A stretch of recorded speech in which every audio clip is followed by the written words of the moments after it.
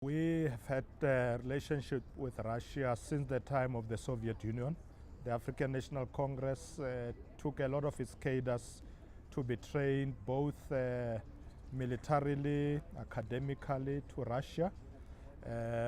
Many big leaders of the ANC were actually trained in Russia, like Tokyo Sehwale, who actually went to the same school with Putin. President Putin.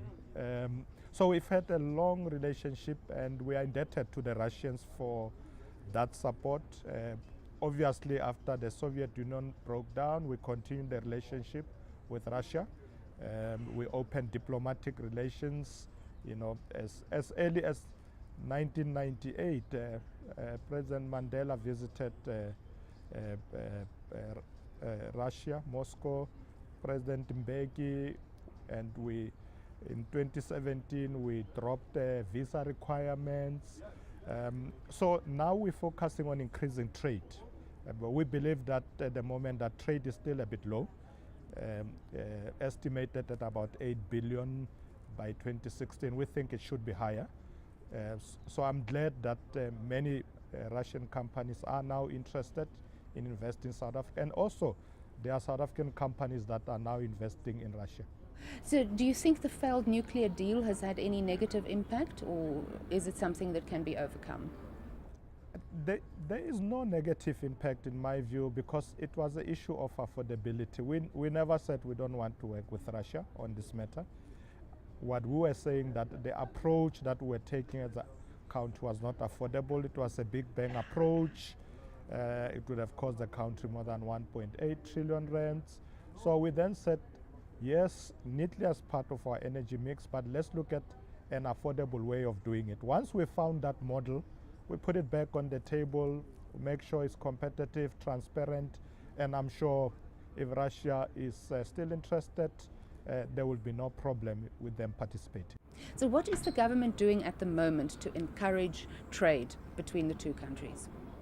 Well, at the moment, for instance, with this BRICS Council, there are a lot of Russian companies that are here. We're having discussions with them. We ourselves will have a lot of trips to Russia to engage. Our deputy president was in Moscow recently.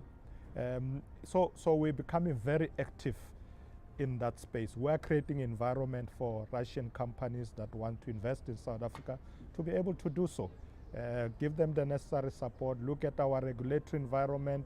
If there are obstacles, deal with them. As I said, visas have been scrapped, and therefore it's easy to travel between Russia and South Africa. I think because South Africa is once again open for business, I think you're going to see more increase in trade between South Africa and Russia. So we've been traditionally more involved with commodity trade. How would you open it up to other areas of trade, and which areas of trade would you like to encourage? Well, tourism is one area that is currently booming, especially after the scrapping of the visas. And as you know, tourism in South Africa now contributes more than 8% of GDP.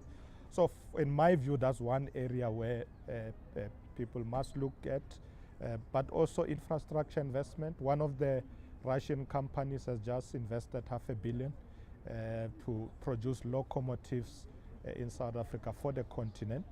They are here in Ekurhuleni. So there will be other areas. My view is that they must take advantage of the energy sector. Independent power producers, there will be a second round of those.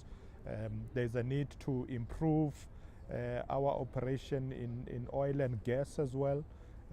So yes, commodities, but there could be other areas, financial services. There is a big Russian bank that is already here.